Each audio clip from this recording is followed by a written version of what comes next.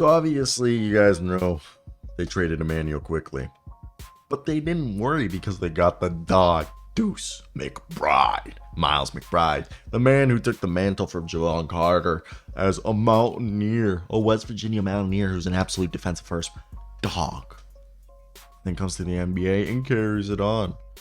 Now, this is what we're hearing specifically. So if you guys don't know, Miles McBride has started 2 games in his NBA career.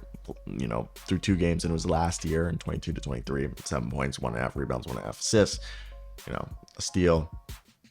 While this season as a backup, he hasn't started. He's averaged 6.3 minutes a night, and that is basically 3 points. Great splits, like 45% from the field, 47% from 3, an assist. Nothing crazy, but over the last 5 games, listen to these stats from Deuce McBride. So Deuce McBride over the last 5 has averaged 6 points, 2 assists, half a rebound, a steal a night, basically in his last 5 games, averaging 12.5 minutes. That's probably going to be his role. He's shooting about 40% from the field and 53.8% from 3 on 2.6 3-point attempts a game. Obviously, very skewed. But this is going to be his role, as the Knicks see Miles McBride as a long-term replacement for Immanuel Quickley. As you guys know, the Knicks agreed to a 3-year, $13 million extension with McBride shortly after trading Immanuel Quickley last week. The Knicks believe that Miles McBride can develop into a long-term replacement for Immanuel Quickley, sources told Tim Bontemps of ESPN. And I think it's a great idea. I believe it. It makes complete sense to me, because Miles McBride is a defensive first pass guy, and that's what they need. That's what Mr. Tom Thibodeau loves off the bench. And what are you getting? So you're getting this defensive guy who's got great shooting potential. He's got great length, athleticism, and high basketball IQ. For me, he was a plus defender already in the NBA. And look, he's going to be a backup point guard who in like 2 years, he could probably want to be one of the best backup point guards in the league, whose defensive prowess and some scoring ability is going to be awesome. And he's a guy that his ceiling is limited, but his floor is really high, as he's a perfect candidate to be a quality rotational role player on a winning team like the Knicks. So for me, I think this was great. I want to hear your guys' thoughts. The rest of the video will be, some trade news about the Knicks, and if you guys want to hear.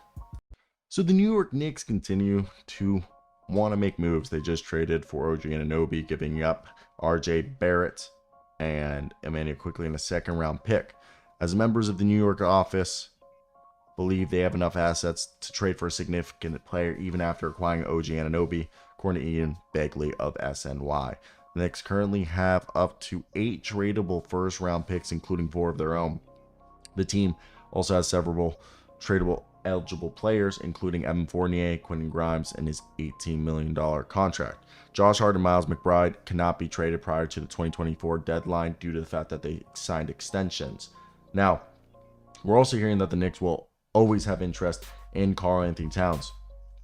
The New York Knicks allegedly have interest in him forever because he is a CAA client, which Leon Rose used to be the president of that agency, and now his son runs that agency, and the Knicks have several CAA players under contract on their roster.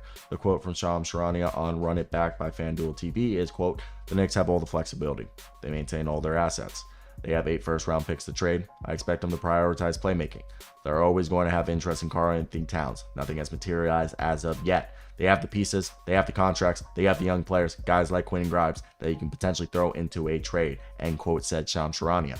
It was reported earlier this year that the Knicks were monitoring Karl-Anthony Towns' situation. We know that Karl-Anthony Towns won't be traded this season, and the only way he'd be traded this season if the Timberwolves lose in the first round and everything goes awry. Now, there has not been an offer made for Karl-Anthony Towns, but the Knicks do believe that they have enough assets to bring in another significant player. I've said this before. I do not believe there is a significant player out there. There's Pascal Siakam, which obviously they just did a deal with the Raptors. They're not going to do another one. DeMar DeRozan, don't really think he moves the needle. Plus, he would clog up the lane. There wouldn't be enough spacing. Zach LaVine, I don't know if he's enough. I don't think he's a ceiling raiser. There's also Jeremy Grant, who, if anything, he's the best fit, but he would make them too wing deep, and I think he just raises their floor, not their ceiling. And besides that, I don't think there's another player that's going to become available for them in the immediate future. That becomes where it becomes incredibly difficult to imagine that they're going to be able to make a move in my mind. Now, I'd like to be proven wrong, but I think as long as this is the situation, I think that's what we're gonna hear. So I want to hear your guys' opinions down below in the comment section. What do you guys expect from this? And are you guys in the same boat as me that I think the Knicks are just gonna have to wait? Because if you force anything, it could, backfire. But at the same time, Evan Fournier's contract is going to expire, and they're not expected to go all out for Donovan Mitchell, and because they don't want to handicap themselves. So for me, I think it does become a bit interesting to see how this is all going to play out. So let me hear your thoughts. Yo, what's going on, guys? And supposedly Shams Charania on FanDuel TV said that the Knicks are in the market for a star player, but I don't think they need DeMar DeRozan. They haven't, or Zach LaVine. Like, I don't think those guys are improving yet. I do agree with the Karl-Anthony. I'm a Timberwolves fan, and I agree with Karl-Anthony Towns being someone that they should be interested in. But as a T-Wolves fan, I don't think we're trading him unless we're a first-round exit. Now, what we heard is New York Knicks are keeping an eye on the trade market should a star player become available, according to Shams Charania at FanDuel TV. Quote, they're monitoring the marketplace. They want to see if there's a star player available that they would go all in for. They have 8 first-round picks. They've kept a lot of their assets. They have a ton of tradable contracts as well. They've got a couple of young players. They have guys like Immanuel Quickley, Quentin Grimes. They got pieces. If they want to make an aggressive bid for a superstar, I think they have what it takes, end quote, said Charania.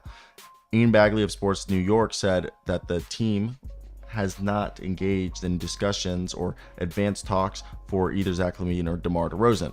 Grimes recently discussed his lack of shooting rhythm after shooting 35.9% from the field so far this year. And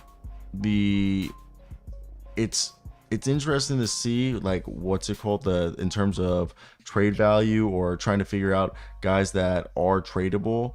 As of right now, I really don't know what stars available. Unless Zion Williamson or like Karl-Anthony Towns or somebody demanded a trade, we don't really know who's going to be available, because I don't think DeMar or Zach LaVine moves the needle. Does Pascal Siakam, who, he's not shooting great, but he's a guy who's an all-NBA player, and the Raptors could look to avoid the scenario that he might just leave them, and instead of having to sign and trade him or lose him for nothing like they did Fred VanVleet.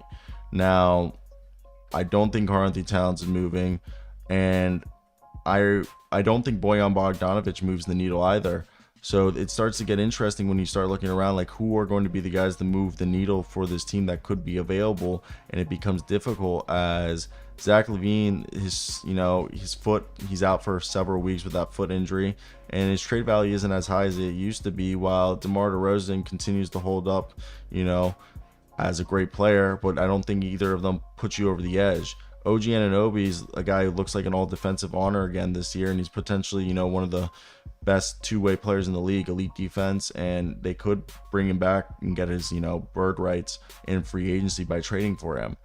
Now, I don't think Klay Thompson or Andrew Wiggins or Chris Paul is going to be available, nor do I think those guys take you to the next level. Same thing with Jalen Green. I don't think that's a guy who takes it to the next level. So who is really, or Jeremy Grant, he's on that big old deal. And is that going to be, enough to put you over the edge? I don't think it is. So that's where I want to hear you guys. Is there somebody that the Knicks should go after, or do you guys just for gaze for next offseason? Yo, what's going on, guys? And supposedly Karl-Anthony Towns and the Knicks are supposedly something. I'm not saying that Karl-Anthony Towns is interested, but the Knicks are interested in him. And I've made a video about this in the past. But Karl-Anthony Towns, if he had continued to play how he was at the beginning of the season, maybe this would be a different discussion. But over the last couple of games, Karl-Anthony Towns is that guy. All right, on the season, 21 points a game, 46.5% from the field, 33.8% from three. Who cares? 9 rebounds, almost 10, okay? 2.5 assists, a steal a night, just under a block. And, the blocks have always been going down for years now. But Karl-Anthony Towns, yeah, he started off the season a little bit cold. But, man, oh, man, you want to know? This kid, all right? This kid, basically what? I would say over for this month of November. 23 points a night, 9 rebounds. All right. Dishing out 2 assists, shooting 37% from 3 on 6 attempts. Like, he's back, baby. But would I take stuff from the Knicks? Yes. Okay, so let's talk about what I would want from the Knicks. If we're going to do this whole Karl-Anthony Towns BS, let's talk about what I would want if I'm, as you guys know, I'm a Timberwolves fan. I wouldn't mind if you give me picks. First off, I want 2 first-round picks to start the conversation. If I need to recup the draft cupboard. It's $36 million you guys got to send us. RJ Barrett's going to be what the deal's going to be based around, ladies and gentlemen. I want RJ Barrett, all right? It's 26, and I'd be willing. I know you guys aren't going to give me Josh Hart, Dante DiVincenzo, but I want RJ Barrett, Immanuel Quickley, and Quentin Grimes. And then you can throw me, who else would I want? Because if you just do that, that gets you to about 30 million, and it's 36 million. So this is what I'll do. You throw me Isaiah Hartenstein, Immanuel Quickley, Quentin Grimes, and 2 first-round picks. I'll send you Karl-Anthony Towns, all right? And you can also have Wendell Moore. There you go. Wendell Moore and Karl-Anthony Towns for Quentin Grimes, Immanuel Quickley, and Mr. Yes, Isaiah Hartenstein. Because I want a big back. And let's just throw this in the trade machine real quick. Because I want a big back in this whole thing so I don't get screwed. Because it's gonna be Naz Reid and Rudy Gobert, but I want off the bench. I need some guys off the bench. I feel like that's actually good. 2 first-round picks. One of them can be a pick swap, but I want at least one unprotected pick. But I feel like 2 picks straight up. Send me your 29 first-round pick and your 27. All right, and then we'll take off your hands RJ Barrett, Immanuel Quickley, Quentin Grimes, and Isaiah Hartenstein, and we'll send back Karl-Anthony Towns, all right? And we'll put on there Wendell Moore. And if they're really, really complaining, here, we'll send you McLaughlin. And that deal works out. Supposedly the winners of this deal are the T-Wolves, but in my mind, I think everybody wins, even Mr. Karl-Anthony Towns. Because look at this. I don't think it's that terrible of a deal. I know some people are going to be like, that's god awful. Why would anyone do that? I mean, as a Timberwolves fan, I'm kind of actually liking this. We get ourselves, look at this. We get ourselves 2 first-round picks back. We first off get the cupboard to be a bit filled. We get 2 first-round picks back. We get ourselves Grimes and Quickley. Quickley needs to go into free agency.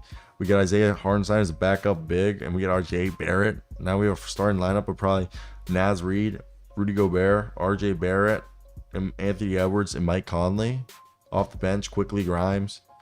Right? Like, with Kyle Anderson, Shake Milton, Nickeil Alexander-Walker, Troy Brown Jr. Dude, Jaden McDaniels would still be starting. Fuck. Okay, Naz Reid's still 6-man. Jaden would still be starting. God dang, that's a good team, ladies and gentlemen. You can't tell me otherwise. So, what are your guys' thoughts on this? And the Knicks, they have now Karl-Anthony Towns. Okay, they now have Karl-Anthony Towns and Wendell Moore and Jordan McLaughlin as young guys that kind of fit Tom Thibodeau's, but they have Karl-Anthony Towns. I mean, I know someone's gonna be like, well, Mitchell Robinson's on this team. They'll figure it out, dude.